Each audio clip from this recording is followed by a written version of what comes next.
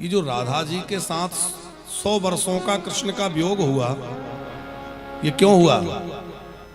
शिव महापुराण में एक कथा है कि सुदामा नाम का एक गोप, ये वो सुदामा जी नहीं है, एक गोप थे, नित्य गोलोक धाम में श्री कृष्ण की सेवा में थे और श्री कृष्ण अंतःपुर में थे। उन्होंने कहा दरवाजे पे खड़े हो जाओ, कोई भी अंदर ना आने पाए। बोले ठीक है। राधा जी मिलने के लिए आ रही थी नित्य गोलोक में, रोक दिया, नहीं जा सकते। बोले नहीं नहीं मुझे अभी मिलना है, मेरा मिलना बहुत आवश्यक है। बोले नहीं नहीं आज्ञा यह है कि कोई भी अंदर नहीं जा सकता। बार बार रोका तो राधा जी को रोष आ गया, कहा कि तुम मिलने में बाधा उत्पन्न करते हो, जाओ असुर हो जाओ।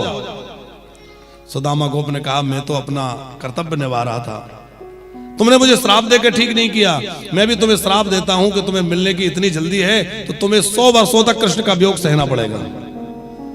भाई सुदामा नाम का गोप शंखचूड़ नाम का असुर बना, जो भगवान शंकर के द्वारा उद्धार हुआ, और वही सुदामा गोप के श्राप को प्रमाण बना करके भूमि पर जो प्रकट लीला है उसमें राधा जी के साथ 100 वर्षों का वियोग हुआ है।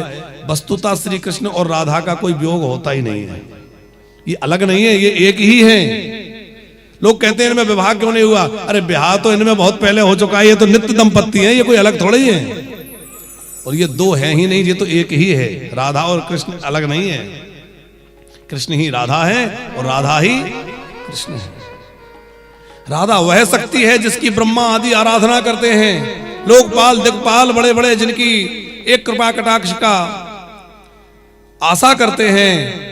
राधा वह तत्व है जिसकी आराधना परमात्मा करते हैं। राधा परम तत्व है जो श्री कृष्ण की आह्लाद नहीं सकती है, उनका कृष्ण से वियोग नहीं है। श्याम सुंदर गए हैं और मथुरा के एक बगीचे में रथ को रोक दिया है, कृष्ण बलराम को ठहरा दिया है। अक्रूर जी ने जाकर कंस को समाचार दिया। इधर नंद बाबा भी अपने कुछ ग्वाल वालों को लेकर के और बैलगाड़ियां लेकर के पहुंच गए। नंद बाबा आ गए, ग्वाल वाल आ गए। कन्हैया बोले बाबा इतना सुंदर नगर है और सब सखाओं के मन में बड़ी इच्छा है एक बार इस नगर को देख आवे, आप आज्ञा दें तो हम थोड़ा नगर भ्रमण करावे। नंद बाबा डर रहे हैं, बोले बिल्कुल नहीं। देखो वृंदावन में तुम कोई शरारत करते हो कोई बात नहीं है, पर यहां शरारत करोगे तो बड़ी पिटाई होगी, दंड मिलेगा। श्री कृष्ण बोले नहीं नहीं हम कोई शरारत नहीं नहीं नहीं। जब दाऊ भैया ने बलराम जी ने कहा तो नंद बाबा को लगा अच्छा ठीक है जाओ। बलराम से कहा तुम ध्यान रखना और कोई वस्तु मत खरीदना, बाजार में जाओ तो कुछ खरीदना मत। कन्हैया धीरे से बोले खरीदे नहीं तो लूटें। अरे बोले नहीं नहीं तुम मत जाओ, तुम निश्चित गड़बड़ करो। अरे नहीं नहीं बाबा ऐसा कुछ नहीं होगा। फिर जो है गए। तो अब जैसे ही नगर में निकले तो मथुरा तो बड़ी दिव्य भव्य नगरी है, आज भी मथुरा बड़ी विशेष नगरी है, लेकिन उस काल में तो कहा जाता है कि सोने की नगरी थी, जैसे सोने की द्वारिका है ऐसे स्वर्ण नगरी जो है मथुरा थी, बड़ी अद्भुत दिव्य नगरी, सप्तपुरियों में एक है। उस मथुरा नगरी के सौंदर्य को देख के सब आनंदित हो रहे हैं। अरे भैया कन्हैया बहुत अद्भुत नगर है। कन्हैया बोले क्यों ना वो हमारे मामा जी का नगर है। अरे लाला पहले बताई होती तो हम बढ़िया नई वाली बगलबंदी पहन के थोड़े सज धज के तो आते, हम तो ऐसे ही चले आए, हमें क्या पता क्या करना है कहां जाना है। कन्हैया बोले मामा का नगर है तो यहाँ सब कुछ मिलेगा, कोई कमी थोड़ा ही है। अरे भाई घर से नहीं आए तो यहाँ भी तो जैकेट बन गई कि नहीं है? हाँ भगत अच्छा हो तो फिर क्या कर रही, बढ़िया नई नई पगड़ी और नई नई जैकेट। यहाँ लोग देख रहे हैं टीवी में, बोले महाराज जी आप ये सब, हमने कहा हम जैकेट वाकेट पहन के कभी कथा करे नहीं। पर भगत मेहरबान तो कन्हैया बोले कोई बात नहीं मामा जी का नगर है, सब व्यवस्था हो जाएगी, चलो। अब गए तो देखा कि वो धोबी घाट पे जो कपड़े धुल करके धोबी लौट रहा था, उससे कहा मामा जी राम राम। वो तो मुंह फुलाए खड़ा था, बोला ही नहीं। अरे मामा जी आप इसे कह रहे हैं राम राम, वो बात ही नहीं कर रहा। बलराम जी ने कहा भाई इसमें तो बड़ा एटीट्यूड है। अब उस समय की भाषा में कह दिया होगा। कई लोग होते हैं ना वो नमस्ते का जवाब भी जल्दी नहीं देते, बेचारा चौकीदार नमस्ते कर रहा है, वो उधर देख रहे हैं। कभी ऐसा मत करना जैसे कोई छोटा व्यक्ति बेचारा चौकीदार है, सिक्योरिटी गार्ड है, नमस्ते करे, कम से कम उसका अभिवादन तो स्वीकार करें। है? अब जब वो कपड़े मांगे उससे कि भैया देखो मामा जी ऐसा है, हमारे सखाओं की इच्छा है कि सब हमें भी वस्त्र मिल जाए, थोड़े वस्त्र दे दो, वो तो जाने क्या क्या बोलने लगा। तुम लोग गायों के पीछे रहे घूमने वाले, जंगलों में रहने वाले राजाओं के कपड़े पहनोगे, देखो तो इनका तो साहस।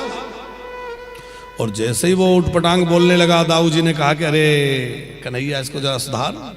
कन्हैया ने ऐसा घुमा के तमाचा मारा कि एक ही तमाचे में सर धड़ से अलग।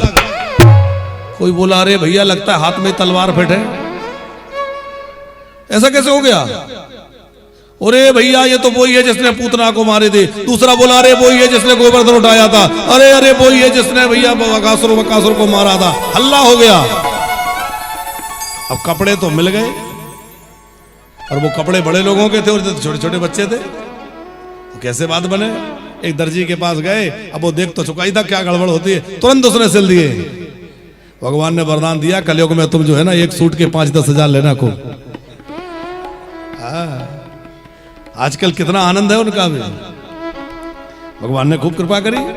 और उसके बाद भक्ति का वरदान देकर भगवान आगे बढ़े, और अब वस्तु तो बढ़िया मिल गए। माला तो एक माली ने सुंदर मालाएं अर्पित कर दी। ठाकुर जी खूब बढ़िया नगर में भ्रमण कर रहे हैं, लोग स्वागत कर रहे हैं, कोई पुष्प वर्षा कर रहा है, कोई जो है अबीर उड़ा रहा है, खूब आनंद हो रहा है, नगर का दर्शन हो रहा है। अच्छा, राम जी जनकपुर में जब घूमने गए तो मिथिला की नारियां इसलिए परेशान थी कि ये ऊपर नहीं देखते, और इनसे लोग इसलिए परेशान रहते कि ये नीचे नहीं देखते। ये तो बस जाने उछलते कूदते यहां वहां देखते ही चलते हैं। एक टेढ़ी मेढ़ी स्त्री जा रही थी हाथ में चंदन का कटोरा लेकर, क्या नाम था उसका? कुब्जा। 3 जगह से टेढ़ी थी इसलिए उसका एक नाम था त्रिवक्रा, और 3 जगह से टेढ़ी मेढ़ी थी। श्री कृष्ण बोले अरे सुंदरी, ओ सुंदरी। वो तो बड़ी चढ़ गई, देखो मुझे यदि कोई कुबड़ी कहे, कुब्जा कहे, मैं नाराज नहीं होती, पर मुझे ये सुंदरी कह के चढ़ा रहा है। ठाकुर जी बोले नहीं नहीं, हो तो तुम सुंदर। और चढ़ गई। दाऊ भैया बोले देख कन्हैया तो ने अब कहा है सुंदरी, तो बना इसको सुंदरी। तो ठाकुर जी ने क्या किया, उसके पैर के अंगूठे पे अपना पैर का अंगूठा रखा, या थोड़ी में हाथ लगाया, थोड़ा सा ऐसे झटका लगाया, एकदम परम सुंदरी बन गई, बड़ी सुंदर हो गई। ये कुब्जा कौन थी पता है आपको? ये शूर्पणखा है। ऐसी पुराणों में कथा है कि जब वो रावण के मरने के बाद पूरा कुल तो संहार हो गया, तो वो कहां चली गई? शूर्पणखा वहां से पुष्कर चली गई, तापड़िया जी। और पुष्कर में जाके उसने बड़ा कठोर तप किया, और मन में एक ही लालसा लगी थी कि जिन राम जी को मैंने देखा है वो मुझे पति रूप में मिल जाए। उसी लालसा से उसने बड़ा कठोर तप किया। बाद में उसको ब्रजमंडल में जन्म मिला, और बाद में श्री कृष्ण ने यहाँ उसका मनोरथ पूर्ण किया है, उसका जो है वर्ण किया है, और उसको श्री कृष्ण की प्राप्ति भई है। अच्छा, जो अभी हम लोग धोबी की चर्चा सुन रहे थे, उसमें कई लोगों को लगता है कि ये वही धोबी है जिसने जानकी जी पे आरोप लगाया था, और ये वो धोबी नहीं है। वो धोबी तो राम जी की कृपा से भगवत धाम चला गया था। आप कहेंगे क्या प्रमाण है? तो उसके लिए ऐसी कथा है,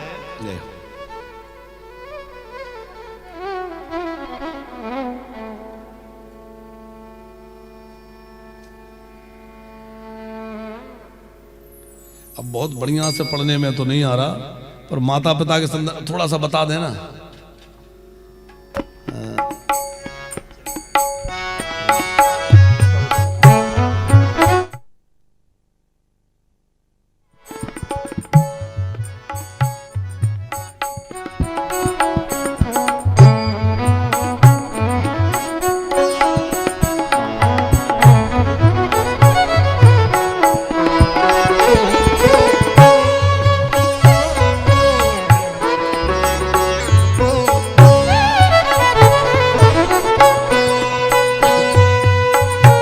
बाबूजी माता पिता की सेवा से संदर्भ में कुछ कहना चाहते हैं कि भाई माता पिता के लिए महाराज जी बोल रहे हैं, तो हम ऑलरेडी बोल ही चुके हैं। और भी आप लोगों से आग्रह है कि देखो, जिन घरों में बुजुर्गों की सेवा नहीं होती उन घरों से देवता ना तो हविष्य अन्न ग्रहण करते, ना पितृ वहां से श्राद्ध ग्रहण करते। और जिन घरों में बुजुर्गों की सेवा होती है वहां देवता बिना पूजा के प्रसन्न रहते हैं और खूब कृपा करते हैं।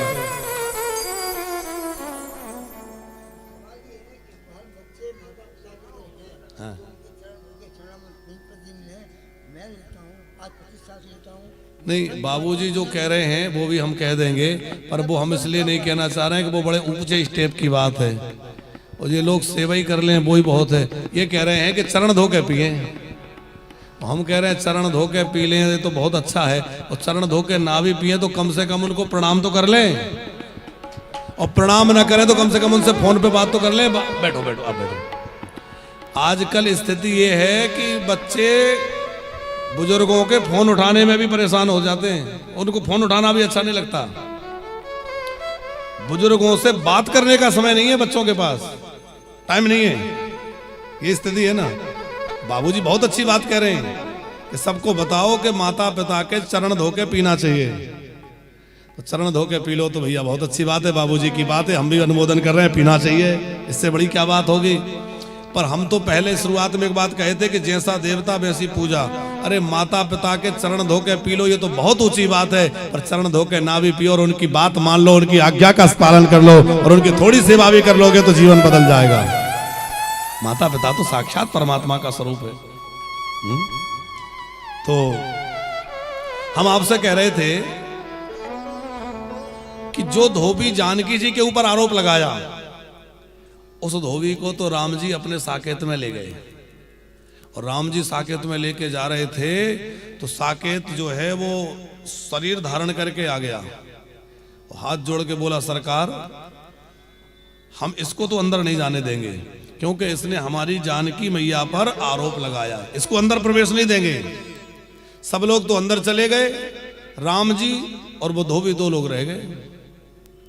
राम जी ने कहा कि अब क्या करें, दरवाजे बंद हो गए। साकेत ने कहा कि यदि आप इसके बिना आए तो आइए, नहीं तो आप दरवाजा बंद है।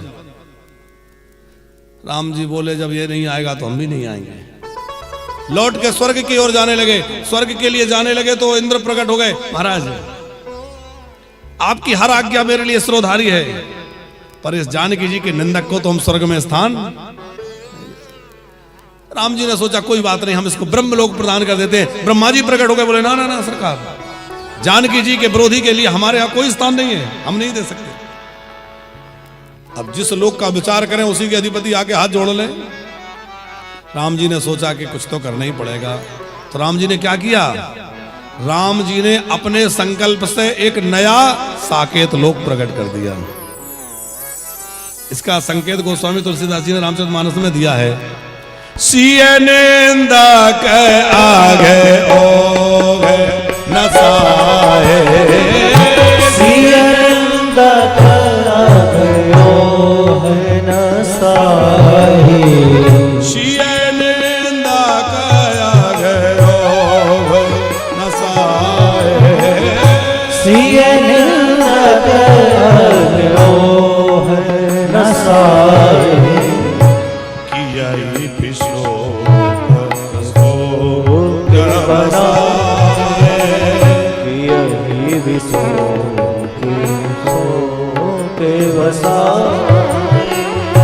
किया ही विशोक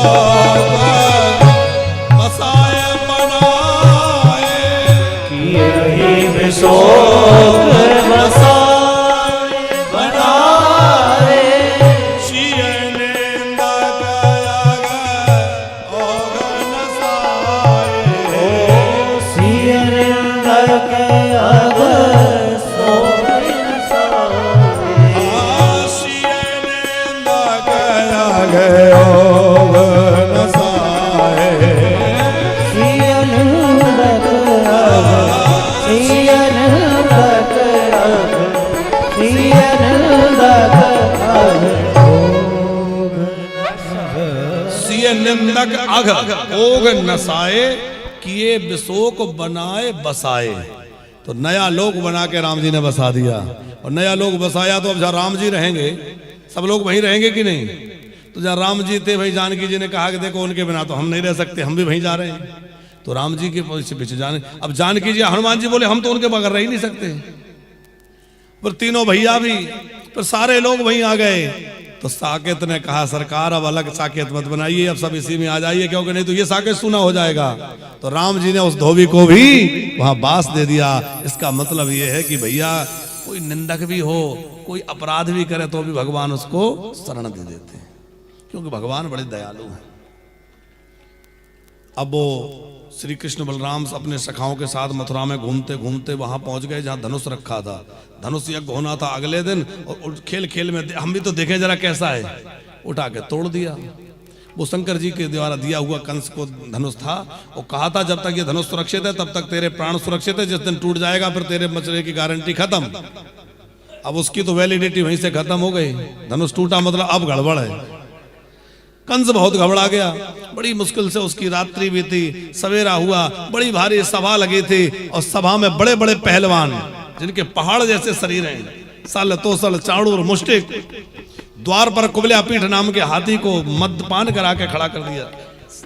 और श्री कृष्ण बलराम अपने सखाओं के साथ आए, बड़े आनंद के साथ झूमते हुए कृष्ण बलराम चले आ रहे हैं।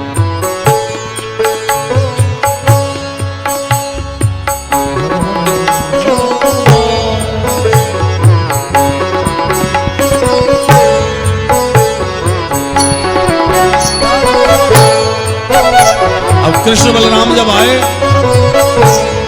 कुबल्या पीठ हाथी उन पर टूट पड़ा और छोटे से कन्हैया उसके पैरों में से निकल के पीछे पहुंच गए और सूंड पकड़ के घुमाया और हाथी को पछाड़ दिया, सींग निकाल लिए। फिर गए युद्ध में, वहां जो दरबार लगा हुआ था, चाणूर मुष्टिक सल तोसल सब टूट पड़े। बड़ा भारी युद्ध हुआ है। युद्ध करते करते सबको तहस नहस के समाप्त कर दिया। और सबको मारने के बाद कंस की ओर बढ़े। कंस घबराया, देखो मेरे पास मत आना, देखो मुझसे दूरी रहना। क्यों मामा जी, डर लगता है क्या? अब पहुंच गए और जैसे ही उठाया तो कंस बोला देखो देखो पटक मत देना। क्यों? मेरे बड़े भाइयों को पछाड़ रहे थे जब पता नहीं चला, बाल पकड़ के खींच लिया। अरे अरे बहुत तकलीफ हो रही है। मेरी मैया देवकी के बाल पकड़ के खींचे थे तब पता नहीं था। देखो, जो हम अपने साथ नहीं करवाना चाहते, हमें अच्छा नहीं लगता, वो कभी दूसरों के साथ नहीं करना चाहिए। हमें जो बात अच्छी नहीं लगती वो दूसरे के साथ कभी मत करो। उठाया, कंस को घुमाया, पछाड़ दिया श्री कृष्ण ने। अब गोविंद आए, कंस का काम तमाम कर दिया। उसके छोटे भाई और आए, उनको भी मार दिया। 9 भाई थे कंस। अब कुछ लोग मारे गए, कुछ लोग भाग गए और कुछ ने दल बदल लिया और वो भी सब ग्वाल वालों में मिलके और जय जयकार करते हुए बोलने लगे, बोलो वृंदावन बिहारी लाल की जय। कुछ लोग तो अभी भी कंस के पार्टी के दिख रहे हैं। अरे जो जय नहीं बोले समझ लो उधर है, और जो जय बोले समझ लो इधर आ गया। बोलो वृंदावन बिहारी लाल की जय। अब लगभग 95% तो लग रहा है आ गया।